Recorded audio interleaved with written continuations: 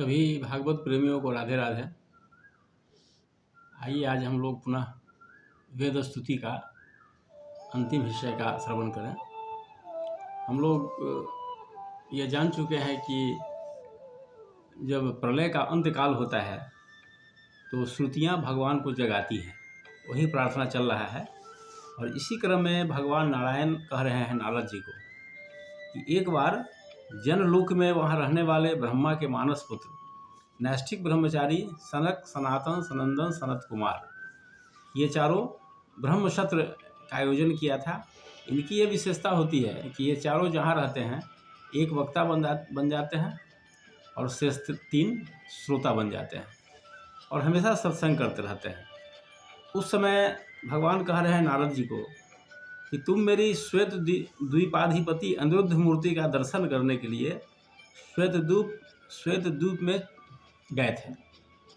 वहाँ नारद जी उपस्थित नहीं थे और सनंदन जी मुख्य वक्ता हैं।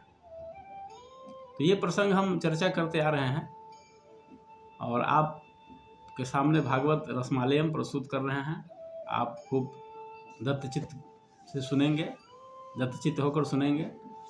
अगर आपको अच्छा लगे तो ये आपको इसका नोटिफिकेशन जाता रहे, आप इसको सब्सक्राइब कर लेंगे तो इसमें आपको बहुत लाभ मिलेगा और एक प्रकार का धर्म प्रचार भी होगा। और शेयर भी करते रहें, सबको सुनाते रहें, लाइक करें, सब्सक्राइब करें, इतना ज़रूर करेंगे आप। तो इसी क्रम में वेद अपना स्तुति कर रही हैं भगवान से। ये अंतिम भाग है इसका कि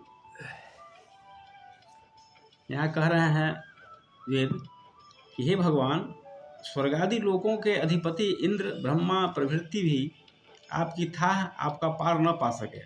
और आश्चर्य की बात तो यह है कि आप भी उसे नहीं जानते हैं। ये और अजीब बात है, भगवान भी नहीं जानते हैं इस पूरे रहस्य को। आप भगवान भी अपनी थाह नहीं जानते हैं और दूसरे की बात क्या कहना है, क्योंकि जब अंत है ही नहीं तब कोई जानेगा कैसे।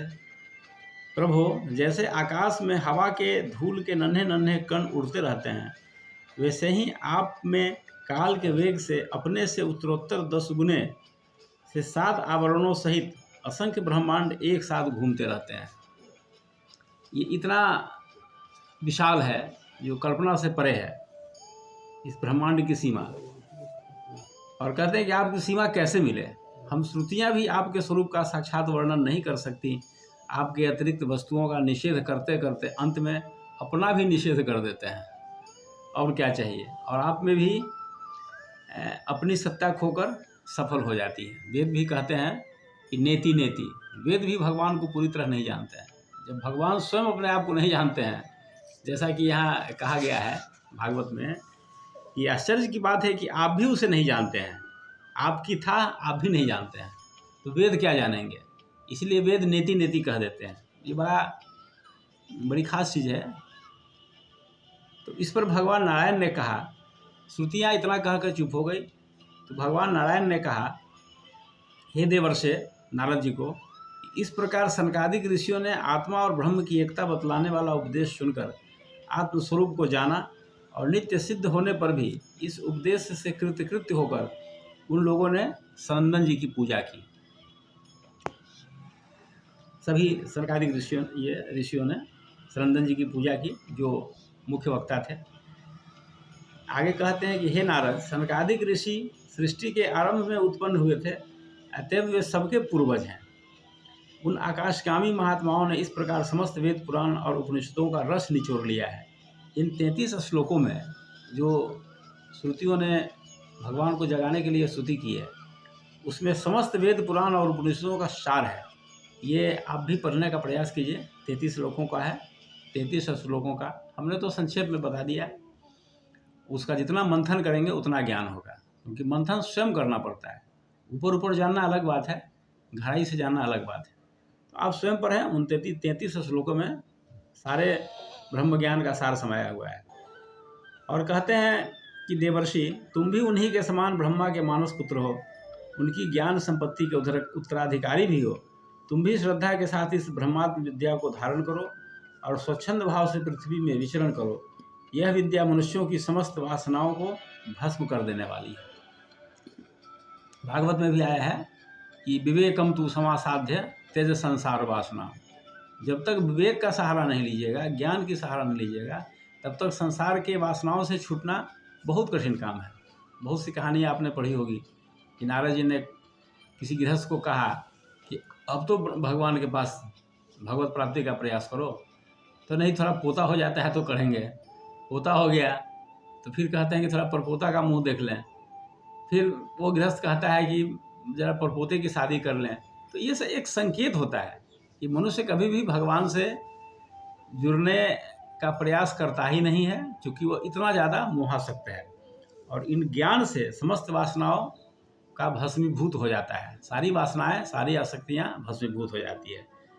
यहाँ सुखदेव परमहंस जी राजा परीक्षित को यह संवाद सुना रहे हैं। और इसी क्रम में उन्होंने कहा कि परीक्षित, इस प्रकार महात्मा देवर्षि नारद आदि ऋषि भगवान नारायण को और उनके शिष्यों को नमस्कार करके स्वयं मेरे पिता कृष्णद्वैपायन के आश्रम में चले गए। भगवान वेदव्यास ने उनका यथोचित सत्कार किया। परीक्षित, भगवान ही इस विश्व का संकल्प करते हैं तथा उसके आदि, मध्य और अंत में स्थित रहते हैं। जैसे कहते हैं यहाँ कि जैसे गाढ़ निद्रा सुसुप्ति में मग्न पुरुष अपने शरीर का अनुसंधान छोड़ देता है। सुसुप्ति की अवस्था में मनुष्य को ज्ञान नहीं रहता है कि हम कहाँ सोए हैं, कैसे सोए हैं। वैसे ही भगवान को पाकर यह जीव माया से मुक्त हो जाता है। देखिए कितनी बड़ी बात है।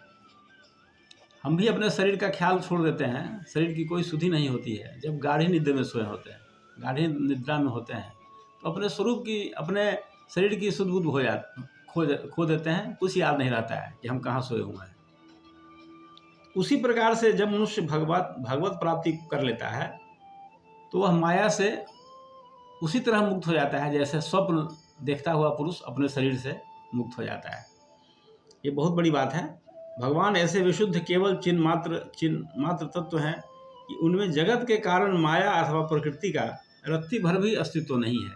वे माया को स्वीकार कर लेते हैं। वे ही वास्तव में अभय स्थान है। उनका चिंतन निरंतर करते रहना चाहिए। ये यहाँ कहा जा रहा है कि हर जीवात्मा का यह उद्देश्य है कि परमात्मा का चिंतन हमेशा होता रहे। जैसे जैसे हम परमात्मा के करीब जाते जाएंगे, जैसे जैसे ज्ञान का उदय होता जाएगा, वैसे वैसे संसार की आसक्तियाँ समाप्त होती चली जाती है। ऐसे अलग से यह प्रयास नहीं करना है कि हमारी वासनाओं का अंत कैसे हो। वासनाओं का कभी अंत नहीं होता है, आसक्ति कभी छूटती नहीं है। इसलिए आसक्ति जब भगवान में होगी तो संसार की आसक्ति स्वतः छूट जाएगी।